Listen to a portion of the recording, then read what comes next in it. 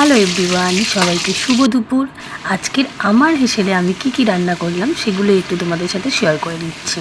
ফার্স্টেই তোমরা দেখতেই পাচ্ছ আমি বেগুনটাকে ভেজে নিয়েছি, তার উপরে এই লাউ শাকটাকে দিয়ে দিয়েছি। তো তেলের মধ্যে ফোড়ন দিয়েছিলাম একটু কালা জিরে, একটু পাঁচ ফোড়ন, একটু শুকনো লঙ্কা, একটু কাঁচা লঙ্কা। ফোড়ন দিয়ে বেগুনটাকে ভেজে নিয়ে তারপরে শাকটা দিয়ে দিয়েছিলাম।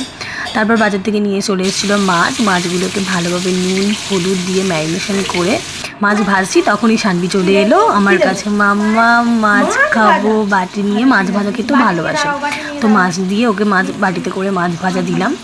তো তারপরে মাছের ঝালটা বসিয়ে দিলাম, সেটা মানে প্রথম থেকে তোমাদেরকে দেখাতে পারলাম না। তো আলু টমেটো পেঁয়াজ দিয়েই মাছের ঝালটা করছি। সাইডে মাছ ভাজাগুলো রেখে দিয়েছিলাম। আর তো এটা ভালো করে নুন হলুদ লঙ্কা কাশ্মীরি লঙ্কাগুলো সব কিছু দিয়ে ভালো করে কষিয়ে কষিয়ে রসিয়ে আজকে মাছটাকে রান্না করলাম।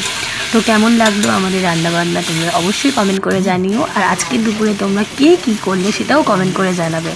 তো ভাতটা আমি একটু দেরি করে বসিয়েছি, তো ভাতটা তোমাদের সাথে শেয়ার করতে পারলাম না। আর আজকের এই পর্যন্ত এত কিছু রান্না, কিন্তু আমি আজকে কোনোটাই খাবো না, আমার ডায়েট। তো আমি ডায়েটে কী কী খাবো সেটাও পরে তোমাদের